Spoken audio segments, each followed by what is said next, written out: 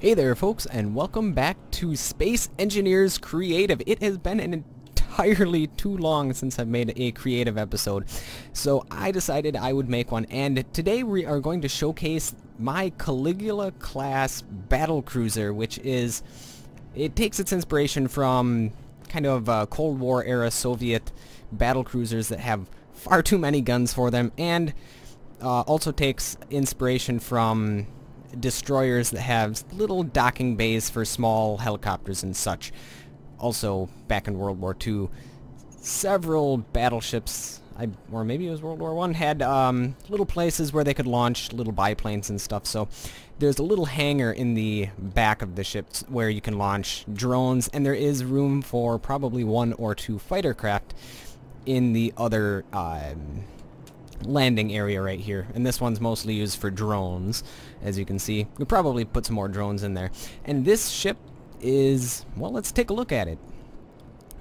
It is mirrored on both sides, because in space there is no up, there is no down, and in fact we are technically upside down according to that station, but no, we are right side up. There is a right side up in this, but for the firing deck, which is, there's a firing deck there, there's a firing deck there. There is also protection on the top and on the bottom from smaller craft. These turrets right here are mostly to protect from incoming fire, like the Gatling cannons are going to shoot down your missiles that are incoming, and these missile launchers are to fend off any small fighter craft, whereas these large batteries are to bring to bear on the capital ships. And the reason this is not a battleship and it's a battle cruiser is because it's not quite as heavily armored as what you consider a battleship to be. Also, it probably could be a bit bigger. And it has the Titan engines on it, of course. And we're going to take a look at the inside, but first we're going to peruse the outside. So we have 2 Titan engines for retro thrust, one there, one there. We have a whole bunch of these engines for up thrust. They're there, sideways thrust there, and I believe I have some side thrusters somewhere else. Can't remember where I put them. And then there's also rear facing thrust on the, or downward facing thrust on the bottom. And yes, autosave is going to be bugging us because I didn't turn that off. And then at the rear of the ship we have 4 Titan engines right here to propel us quite quickly forward, and it does have enough juice to do so. And also here are the firing stations that are protected by heavy armor slopes, so they gives the guns something to protect their bases from. Also, something to note is that every single one of these guns is automatically fed by conveyor tubes to a pair of large cargo containers which will house all of the ammunition.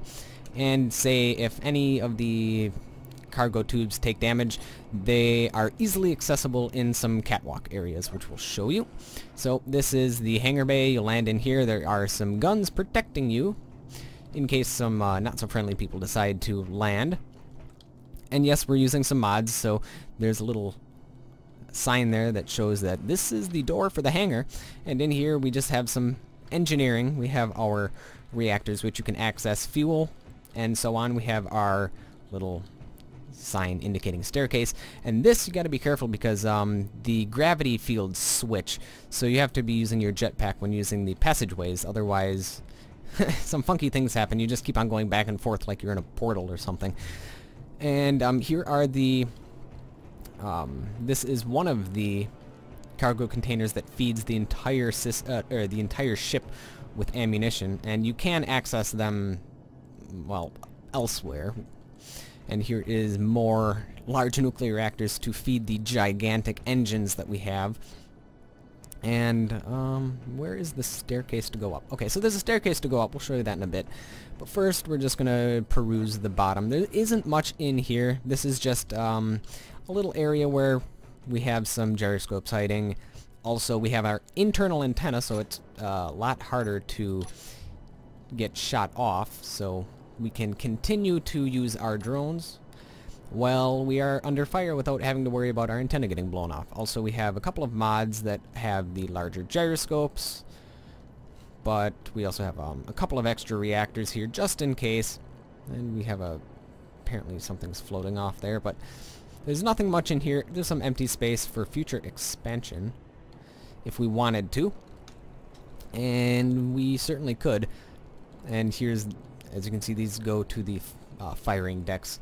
And same thing up there. So there's the top firing deck, bottom firing deck, or whatever you want to call it. So let's head on out of here. Oop. And grab these back on so we can do that. Turn off our jetpack. And let's head up these stairs over here. And this passageway goes down. It does not go up. So if you want to go up, you got to use this staircase here. And this leads you directly to the bridge. And also up here there's some more stuff which we'll show you. But this is the bridge. We have a pilot and a co-pilot. That's about it. We have some backup nuclear reactors. And we also have some other stuff over there. We also have some... This is how you access the ammunition area. More backup reactors just in case. And also, as you can see, there's the conveyor tube for said ammunition. So let's fly this thing around. It is really quite maneuverable and fast for a ship. We should find some targets to shoot. Wonder if I can... I bet if I turned that against us, we could blow blow that little station to Kingdom Come, even though I think we're blowing it to Kingdom Come with our thrust damage. Yep, our thrust damage is destroying it, but crunch, it doesn't even matter, because this thing is so massive it can take damage like that. And I saw something flying off my ship. I bet you that is a drone that accidentally got disconnected. Oh well. But this ship can take the damage, so it doesn't matter. So up here, also here's the staircase from the other side. Oh, there's also a staircase on this side, which I should show you. And there's a staircase on that side. Nope, I blocked it off. But we'll take a look at this staircase over here first. Just more engineering is all it is. Got some nuclear reactors and more nuclear reactors. I decided to spring for the small nuclear reactors because, well, because they fit. So that's basically the only reason I use those. Alright, now we'll go into this section of the ship, which is the firing deck. One of the firing decks, and has all sorts of cargo containers and ammunition crates, so that people firing, or, well, because it is all automatic, they don't need to be automatically reloading. But if the system does take damage, there are backups in place, because that's what you want to have, are redundant systems. So if the conveyor system takes damage at any point, we have all these cargo containers that are going to be full of ammunition. So there's that, and each one of these stations here has a little door to protect from boarders, even though it'll be pretty hard to board when you have a big cannon trying to shoot you in the face. Alright, and it just keeps on going all the way like that, all the way to the front where we have our gravity generator. And this is the front of the ship. I'm kind of curious to see how much damage we took. Not much would be the answer to that. Well, actually, we did take out one small section there, but could be worse. And yes, this is essentially like an armor wedge right here, so you can ram things with it. So I did think of that when I built it, because you know how terrible I am at driving, and well, you can also use a ram as a weapon. They did it in ancient Greek warships, so I'm guessing it would work in space too. Just probably not as effective as missiles. Just my guess there. Alright, so that's this particular level of the ship. Nothing too special, just got your bridge and a whole bunch of engineering. The other level is where all the fun magic happens. Let's head on down here. Turn on our jetpack. And if you notice, this is kind of similar to my flip ship design that I built back in, oh god, it was early alpha. But now that they added so much other stuff, it's a lot different. So you could almost call this flip ship Mark II, but it's too different to call a flip ship. So Here we have our drone control center. Each one of these you can control a drone from.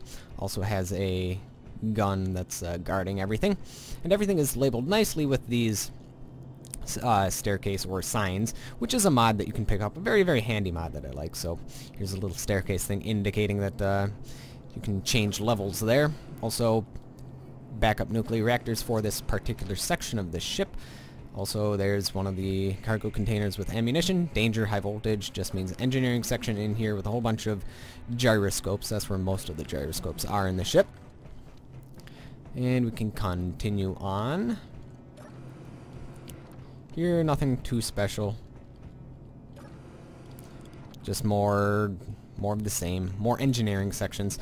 But the ship needs redundant systems if it's going to be taking any amount of sustained fire. And in here, this is the firing deck. I didn't complete this firing deck because, well, it would just be a mirror of the other one. So, yeah. Same thing as before. Just less stuff in it. And, yes, there's a little airlock sign over there. And also, as you see, there's a little accommodation sign. Why is there an accommodation sign or a bed sign? Because if you go up these stairs, you can go into the employee lounge or the warship lounge with some game tables. Looks like snooker or something. Got some nice big flat screen TVs. Got yourself some cargo containers for all the goodies. We also have our medical bay in here with a gun pointing directly at your face, your medical room, and medical supplies. And then we have the ever-important beds. And this is the captain's quarters. He's got himself a nice double bed. He's got a table. And he's got his big flat screen TV with his little chests for his storage of clothes or whatever else you want to put in storage. And then in here you have your crew quarters. Accommodations for 2. Accommodations for an additional 4, so that's a total of 7 crew so far. And it really doesn't take much to man this ship. 7 crew, and then finally, I forgot to put a bed in this one. How embarrassing. So, be a total of 9 people crewing this ship. So, you'd have a couple of people for your drones, you have a couple of engineers, and you'll have your pilot and co-pilot. That's really all you need. Everything else is pretty much done automatically. I mean, you could put more people in the ship if you wanted to, but really wouldn't make that big of a difference. So, alright, here is the passageway. We're going to go back here, fly on down, fly out, turn off our jetpack because we're upside down. There we go. So, if you realize this floor is actually the floor of the floor we were just on, if that makes any sense whatsoever. So, it's kind of weird because the gravity is actually changes on this particular tile, but it does. So that's that. And, one of my ships seems to have broken loose and is now obliterated. That's pretty cool. That is pretty cool. Alright, so I think what I want to do is just have some fun with this. What if we turn on the meteor storm and see, or we'll turn it on the highest setting we can and see how long it lasts before the ship is completely turned into rubble. Alright, see you guys back in a bit. And stick around if you want to watch it. If you don't, well, thank you for watching the little episode where we show you around my Caligula class battlecruiser. Alright, let's change the settings. Be back in a bit. Alright, folks, prepare for Armageddon. I turned it on to the... Yep, as you can see, meteor shower's already inbound. I turned it on to the highest meteor level setting. I suppose there's Gatling cannons to take care of most of this. So, yeah, well, maybe it's not going to be as exciting as I thought it would be. However, what we did do is we also turned on the cargo ships, so we'll see how we can fare against some cargo ships that are incoming. I wonder, are any of these things even hitting this ship? Because it'll certainly test it, that's for certain. Yeah, this is doing a great job. It's nice to actually see all these guns go to work. It's also nice that my computer can actually run this. Last time I tried to do something like this on my old computer, it just grind to a halt. Because I think there's probably a good 1, 2, 3, 4, 5, 6, several guns. That's let's put it like that. There are at least several guns that are firing right now. I'm also going to put Gatling cannon back where I broke it off. Oh no.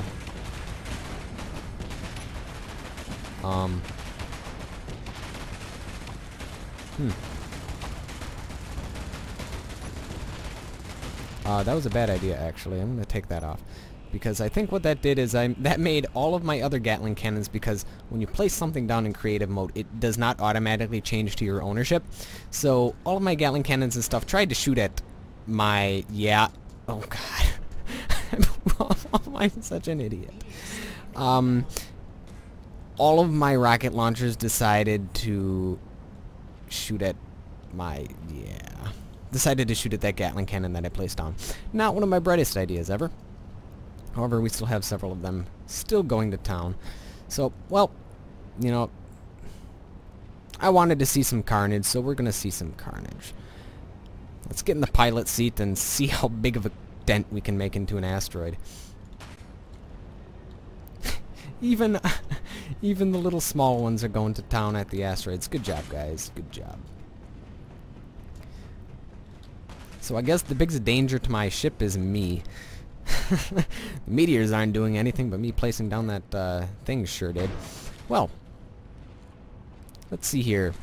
Full speed ahead? Full speed ahead. Let's do this. As you can see, there's a little part floating away that was blowing off my ship. Well, oh, this thing really cruises. It's pretty maneuverable for such a big old boat. Might actually get up to max speed. I wonder if we'll clip through the asteroid. I've had that happen before, where the computer's like, nope, I'm not going to make any calculations. Hey, it didn't. However, it did grind my frame rate to a halt. Ow. Meteor shower inbound. Well, I'm kind of interested to see how big of a dent we made in both the ship and the asteroid. Well, you can certainly see the dent we made in the asteroid. One more time? Yeah, one more time. Okay, that's good. And I would never do this in survival mode because it just takes way too freaking long to build anything. Oh man, still working on the Herpter Prize. I wish the Herpter Prize would have turned out looking this cool, but when you're trying to save parts... Speaking of parts, they're flying all over the place. Looks like part of my ammunition delivery system is deciding to go on a little jaunter on the system. And yep, as you can see, the front of our ship is gone. And a large portion of the asteroid's also missing. Well, yeah. So that's a cross-section of the ship. It's actually kind of cool looking. Yeah, so here is, oh my god, slow. This is one of the hallways that we had that you could see with our ammunition and stuff. Here is the little place that had our ammunition delivery system with, oh my god. Oh, no, it's just, thought my computer was going to crash for a sec. So we have our nuclear reactors, gyroscopes, and whatnot. Yeah, so that's a cross-section of the ship. I didn't really realize that would happen, but yeah. So, well, I guess that'll be it for this particular episode of Space Engineers. I will be doing more episodes as more things become available in the game. Ooh, looks like asteroids are finally hitting our ship. Well, something's hitting our ship. Oh god. See, this is why they really need to fix this game. Good job, rocket launchers. Good job. If this happened in creative mode or in survival mode, I'd be quite upset. So, oh yes, good job, Space Engineers. I think that'll be it for this episode. Thank you, folks, for watching. We'll be doing more Space Engineers in the future. So, thank you, folks, for watching, and we will see you, folks, next time.